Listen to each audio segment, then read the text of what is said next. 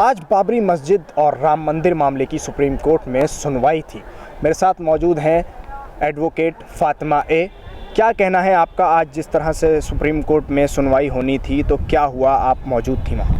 जी, आज जो है सो चीफ जस्टिस ने ये ऑर्डर किया है कि नेक्स्ट मीडिएशन के लिए जस्टिस बोबटे ने बोला है दोनों पार्टीज़ को, और एडवोकेट वैद्यनाथ जो अपोजिट उसके हैं उन्होंने मना कर दिया। उनको ऑब्जेक्शन है, वो करना ही नहीं चाहते मीडिएशन, क्योंकि ऑलरेडी 93 में हुआ था, इसलिए उसमें कोई रिज़ल्ट नहीं आया और वो मना कर गए, डिसएग्री हो गए। तो चीफ जस्टिस ने कहा उनकी इच्छा के बिना कुछ नहीं होगा, राज़ी मर्ज़ी से सबकी मीडिएशन होगा। और डॉक्टर राजीव धवन ने बोला लार्जर इंटरेस्ट में जब जजेस चाहते हैं, ये सजेशन जस्टिस बोबटे का था और बहुत ही बढ़िया सजेशन था दोनों पार्टीज़ के लिए, क्योंकि आपस में ये मसला तो चलते ही जा रहा। ये टाइटल सूट है, ये किसी की अपनी प्रॉपर्टी का नहीं है मसला, ये दोनों के रिलीजियस उसका है और दोनों को राइट है प्रे करने का।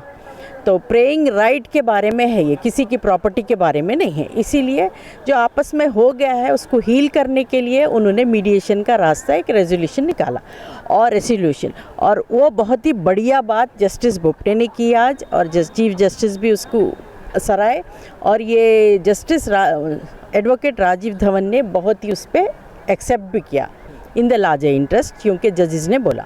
अब रहा 8 दिन का टाइम दिए हैं उनके वैद्यनाथ के लिए कि वो नेक्स्ट ट्यूसडे तक क्या सोचते हैं मीडिएशन के बारे में, और 8 वीक्स का टाइम दिए हैं। जो भी अब तक ट्रांसलेशन हुआ है उसको दोनों पार्टीज जाके एक्यूरेट है नहीं बोलना ट्रांसलेशन, नहीं तो एक बार हियरिंग शुरू होने के बाद में फिर ये बोलेंगे कि ये ट्रांसलेशन सही नहीं था, वो एक्सेप्टेबल नहीं है दोनों पार्टीज़ को। तो दोनों एडवोकेट्स को नोटिस है कि जाके 8 वीक्स में सारे ट्रांसलेशंस जो स्टेट ऑफ यूपी से भी होके आए हैं वो सारे चेक करके एक्सेप्टेबल मेमो डाले, उसके बाद में हियरिंग शुरू होगी।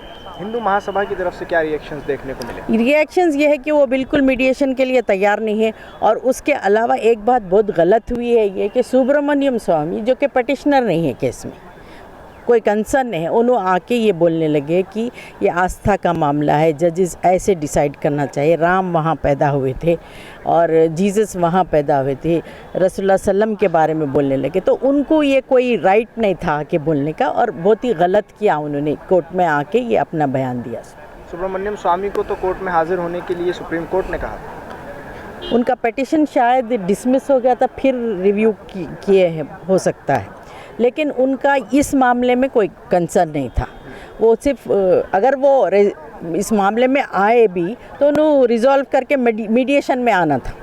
अगर वो जल्दी चाहते हैं तो रिजॉल्व करके मीडिएशन की बात करना था, आके वो सिर्फ एक पक्ष की बात करके गए कि वो राम मंदिर, लेकिन वो चाहते हैं सिर्फ वहाँ मंदिर ही बने। नहीं, वो उनके चाहने से क्या होता, सारे जजेस चाहना पड़ता ना, वो जज थोड़ी हैं। सुप्रीम कोर्ट में सुप्रीम कोर्ट की बात चलेगी, जजेस की चले, चीफ जस्टिस की, सुब्रमण्यम स्वामी की थोड़ी चलेगी।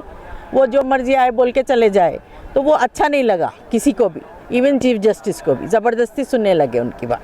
तो उन्होंने ना तो पिटिशनर है उसमें ना कुछ है, लेकिन किस तरीके से आए पता नहीं चला, किसके लिए आए उन्होंने। हिंदू महासभा, अब देखिए उनके वकील हैं वैद्यनाथ, वो जो चाहे बोल सकते हैं, वो हाँ उनको राइट है, उन्होंने एडवोकेट ऑन रिकॉर्ड है। ये आके बीच में कुछ बोलने लगे, कुछ अच्छा भी नहीं लगा, बहुत सारे एतराज़ किए उनके ऊपर, लेकिन फाइनली राजीव धवन की बात ये रह गई कि जजेस ने बोला इसलिए उन्होंने एक्सेप्ट किया मीडिएशन। अब ये बहुत अच्छा रास्ता है मीडिएशन का, सबको भी पसंद आया, सारे एडवोकेट्स भी ये बोलने लगे बहुत अच्छा। जस्टिस बोबटे को मैं बहुत अप्रिशिएट करती हूँ, उन्होंने बहुत अच्छा रास्ता निकाला कि आप लोग मीडिएशन करिए इन द लार्जर इंटरेस्ट, क्योंकि आपस में पार्टीज़ हील करना। इसका मतलब ये है कि जो दुख हो गया है, जो भी हो गया, बाबरी मस्जिद जो शहीद हुई है उसकी भी बात है वो, कि उसके लिए आप एक रास्ता निकालो ना, आप क्या किया जाए। नहीं, अभी भी सिर्फ लोग बात करते हैं सिर्फ राम मंदिर की, बाबरी मस्जिद की भी बात होनी चाहिए ना। तो उन्होंने बैलेंस बात की है जस्टिस बोबटे ने। मीडिया भी सिर्फ राम मंदिर को ही दिखा, नहीं, ये बाबरी मस्जिद शहीद हुई है ना, जस्टिस बोबटे ने ये बात कही कि मीडिएशन करो, दोनों का है ये पक्ष, बिल्कुल सही है। तो आप इसको किस तरह से देखती हैं कि आस्था का मामला है दोनों तरफ से, लेकिन इस वक्त हमारे लिए मुसलमानों के लिए आस्था नहीं होती, हम आस्था नहीं मानते ना, हम तो अल्लाह पे भरोसा रखते हैं कि मस्जिद का है मुकाम, मस्जिद का मुकाम ऐसा है कि हाँ, आम आदमी कुछ नहीं कर सकता। ये तो अब जो भी हो गया है, उसके लिए जो भी कोर्ट का फैसला होगा उसको मानना पड़ेगा। हिंदुओं में ये बात है उनकी कि राम वहाँ पैदा हुए थे, आस्था का है, तो ओरिजिनल डॉक्यूमेंट चाहिए ना बताने के लिए कहाँ पैदा हुए थे। अब आप एक जगह पे यहाँ पैदा हुए थे वो तो नहीं चलेगा ना, डॉक्यूमेंट्री एविडेंस, तो इसलिए वो आस्था पे जाते हैं। हमारे पास जो टाइटल डॉक्यूमेंट है उस पर चलेगा। और इसीलिए चीफ जज ने कहा कि जो भी डॉक्यूमेंट्स है अरबिक, उर्दू और पर्शियन में ट्रांसलेट किए गए हैं, वो डॉक्यूमेंट पूरे ऑन रिकॉर्ड हैं। दोनों तरफ के पार्टीज़ एडवोकेट्स जाके उनको चेक कर लेके एक्यूरेसी बताएं कि हाँ ये डॉक्यूमेंट से हमको दिक्कत है, ये करेक्ट है। फिर कल के दिन अब जब हियरिंग शुरू होगी तो ये डॉक्यूमेंट सही नहीं है नहीं बोल सकते आप। जब पूरे डॉक्यूमेंट्स दोनों पार्टीज को एक्सेप्टेबल होगा तब हियरिंग शुरू होगी। क्या वो मामला पूरा नहीं हुआ? 800 पेजेस के जो डॉक्यूमेंट्स थे सब रेडी हो गए, लेकिन एडवोकेट्स चेक करके मेमो डालना पड़ेगा कि ये एक्सेप्टेबल है, कहाँ उनकी दोनों में कंटेस्ट हो रहा डॉक्यूमेंट्स में, वो फिर डिसाइड करके आगे बढ़ेंगे हियरिंग के लिए। क्या लगता है आपको इलेक्शन से पहले हो जाएगा या बाद तक चलेगा? नहीं, हो सकता है डिले होगा ये। अगर ये मीडिएशन के रास्ते जाते हैं तो इलेक्शन से पहले हो सकता है।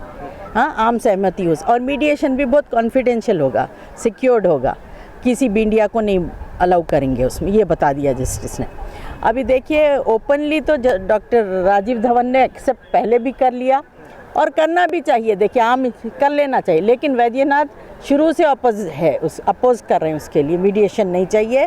और उन लोगों का यही है कि सिर्फ राम मंदिर बनना चाहिए और कुछ नहीं, डॉक्यूमेंट कुछ नहीं ना टाइटल। और जजेस ने क्लियरली बता दिया है कि ये प्राइवेट प्रॉपर्टी नहीं है। आप समझो, प्राइवेट किसी की प्रॉपर्टी नहीं है, दोनों के प्रेयर की बात है यहाँ पर। तो आपने देखा एडवोकेट सुप्रीम कोर्ट फातिमा ए का साफ तौर पर ये कहना है कि आज जिस तरह सुप्रीम कोर्ट में बाबरी मस्जिद और राम मंदिर मामले की सुनवाई होनी थी, उसमें मीडिएशन का रास्ता एक निकाला गया है सुप्रीम कोर्ट की तरफ से। और आज सुब्रमण्यम स्वामी भी सुप्रीम कोर्ट में आते हैं और सुप्रीम कोर्ट में आने के बाद वो जजेस को ये बताते हैं कि सुप्रीम कोर्ट का फैसला किस तरह होना चाहिए और बाबरी मस्जिद और राम मंदिर को लेकर किस तरह सुनवाई होनी चाहिए।